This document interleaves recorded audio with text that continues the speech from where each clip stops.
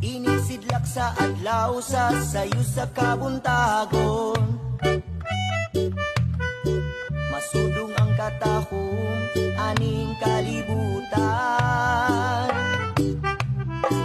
Idayan-dayan sa nagigmata nga kalanggaman nga nanagawi